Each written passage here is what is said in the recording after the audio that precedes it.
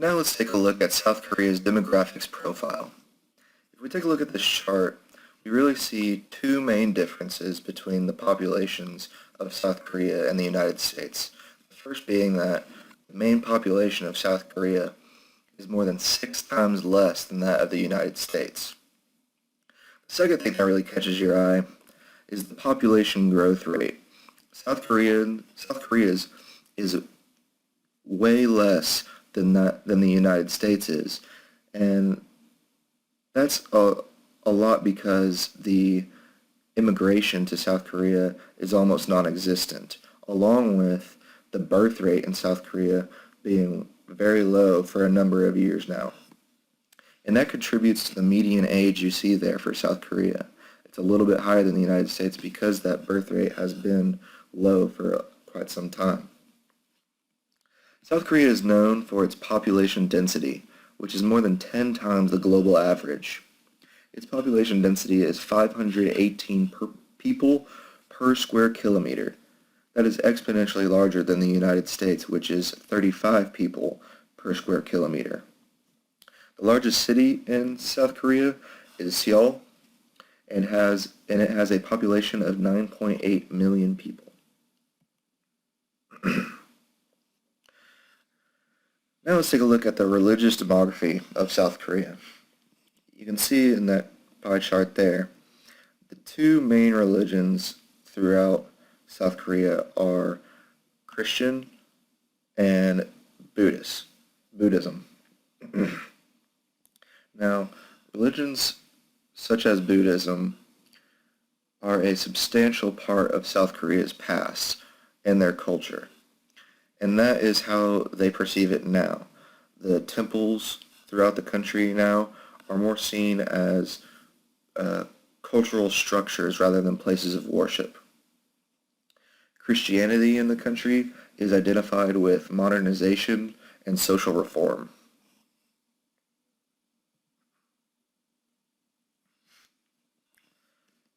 Here we see Hofstede's cultural dimensions, and we can really see that there is a tremendous difference in the culture of South Korea and the United States. The biggest differences in which being that of individualism and pragmatism and uncertainty avoidance to a certain degree as well.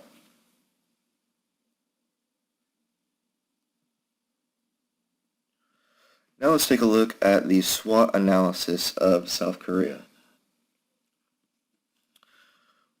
We'll look at the strengths, weaknesses, opportunities, and threats. The greatest strengths, I believe, of South Korea are that it has a very highly educated workforce. 97% of the labor force has college education or vocational training background of some kind. Second, I would say, is the high economic freedom that South Korea has. It is ranked 27th in the world for economic freedom with a score of 71.7. And its business freedom score is 91.1. That business freedom score goes directly to how easy it is to start a business in the country. You really only have to go through a 5-step process to start a business, and there is no minimum amount of capital that you have to start a business in the country. If we look at the weaknesses, I would say the biggest weaknesses is the aging population and the high levels of imports. Now, opportunities, there is it has the fastest growth in R&D expenditures among OECD countries. And the biggest threat, I would say, is the household debt, which is 145% of disposable incomes in the country. And of course, they have the issue of North Korea being their border country. Today, South Korea is a vibrant democracy a republic with power shared between the executive, the legislature, and the judiciary branches. Political rights are strong in this country according to the Political Rights Index. It is very close to that of the USA as represented by the chart on the screen. In 2013, South Korea ranked joint first in terms of political stability among 30 emerging countries despite security concerns related to economic risks. This country has a stable government with sustainable democracy and a healthy infrastructure. The government has a strong influence on business development in the nation. It welcomes foreign direct investments with a strong combination of free markets, pro-industrial development policies, and excellent communication and transportation infrastructure. The Korean government is also effectively addressing the changes in the global economic and trade environment. In the area of agriculture, South Korea is actively seeking to reduce tariffs and subsidies as it maintains the status of a developing country. The GDP of South Korea is over 1.7 trillion, which is around 1.6% of the global GDP. It ranks 12th on the world's largest economy with a growth rate of 3.3%. Over the past 5 years, South Korea's economy has charted steady, uninterrupted progress in economic freedom. Greater emphasis on enhancing regulatory efficiency has been put on by recent reforms to ensure a larger role for small and medium-sized businesses in the economy. With no minimum capital required, starting a business is not overly burdensome. The country's dynamic private sector, sustained by a well-educated, hardworking labor force, continues to capitalize on its openness to global trade and investment. South Korea is the 10th largest trading country in terms of trade volumes of merchandise and services. It is home to the world-beating brands such as Samsung, LG, Hyundai, and Kia. Also, according to research, economic growth will be driven by an increase in external demand for Korean exports and development in the industrial sector. Overall, South Korea has developed an economy that has very low economic risk and low levels of political and financial system risks. South Korea social analysis. South Korea has one of the highest wage levels in Asia. The minimum wage payable in South Korea is $3.84 per hour, $30.74 per day, and $868.27 per month. Over 90% of the labor force possesses a college degree or vocational training backgrounds. South Korea has one of the lowest fertility rates in the world. The total fertility rate was as low as 1.25 children per woman. Due to the low fertility and high divorce rate, South Korea is now classed as one of the aging societies in the world. The population aged between 0 to 14 comprised just 18%, and the population above 65 years was more than 9%. The unemployment rate in South Korea is one of the lowest in the world, which is mainly due to labor market reforms in the early 1990s. In 2007, it stood at just 4%. South Korean technological analysis. With an online penetration of more than 80%, South Korea ranks as the most connected online markets in the world.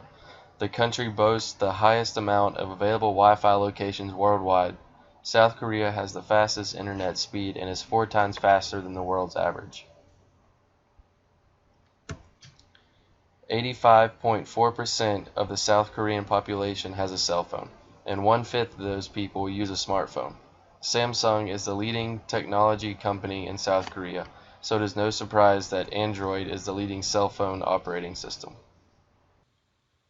When overviewing the environmental analysis of South Korea, there are quite a few strengths that can be attractive to potential investors as well as challenges and risks to overcome. Korea has a temperate climate that adopts 4 distinctive seasons, and a rainfall that ranges between 1,400 to 1,500 mm per year on average over the last 10 years. As far as physical terrain is concerned, Korea is a terrain of hills and mountains throughout the entire country, with coastal plains in the western and southern regions of the country, with natural resources embedded in the hills and mountains. Some of the most harvested resources in the mountains and hills are coal, graphite, and lead. Natural resources are very limited, so they must import frequently. As far as farmland goes, percentage is very comparable to the United States of America, as the Koreans have 14.93% of arable land, or land that is capable of being plowed to grow crops, compared to the United States of America's arable land of 16.29%. As far as forestries go, previous ancestors of South Korea have cut down major portions of forests in their country, which has been a major cause of soil erosion and flooding in certain areas. Thankfully, through reforestation programs and firewood being a declining source of energy, the hills are starting to be covered with foliage over the last 30 years. Since then, South Korean government has a strong promotion of national parks and has much stricter government intervention to protect their environment. Here we have the Environmental Performance Index, used and created by the University of Yale here in the United States of America. The EPI index measures the protection of human health from environmental harm and also measures ecosystem protection and resource management. This index is constructed through the calculation of 20 different indicators reflecting national level environmental data.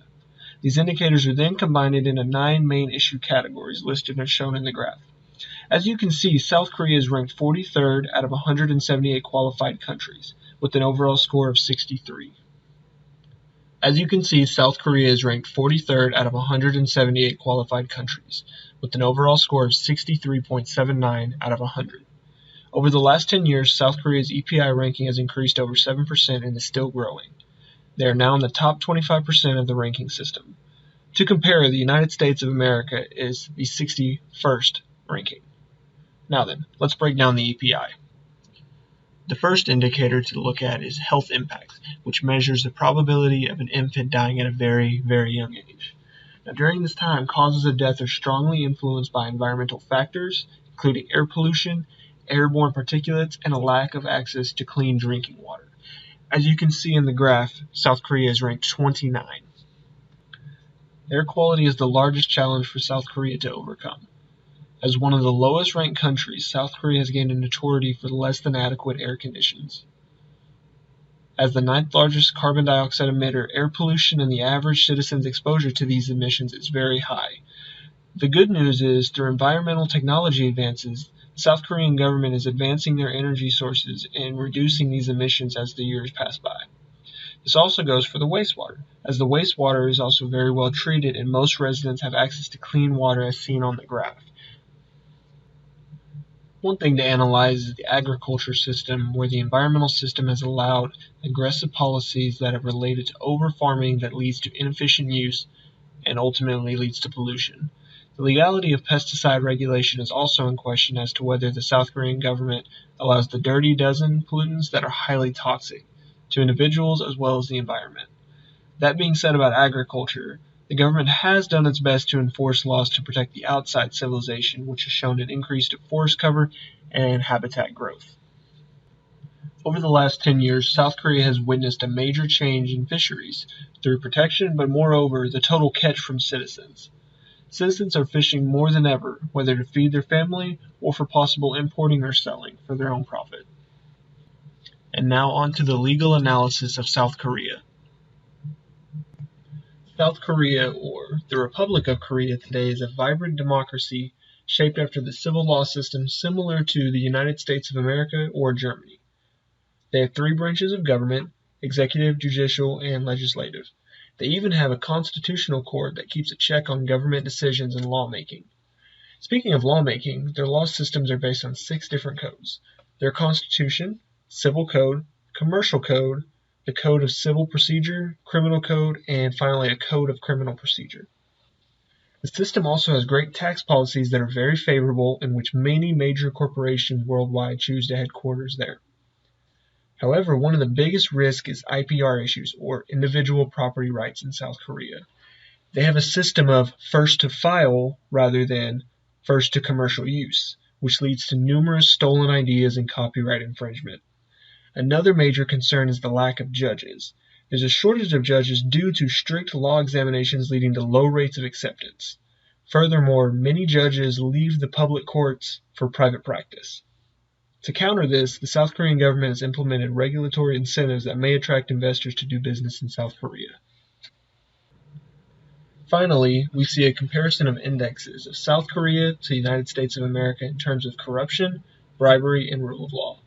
The OECD Convention Index shows America is more proactive in not allowing bribes to transpire, whereas South Korea is more lax than our country and may be willing to take bribes or allow corruption at certain points, further demonstrating a weaker rule of law.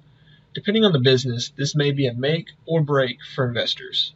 With IPR issues and a weaker rule of law, investors can get away with a lot more than, say, stricter laws set in the United States of America.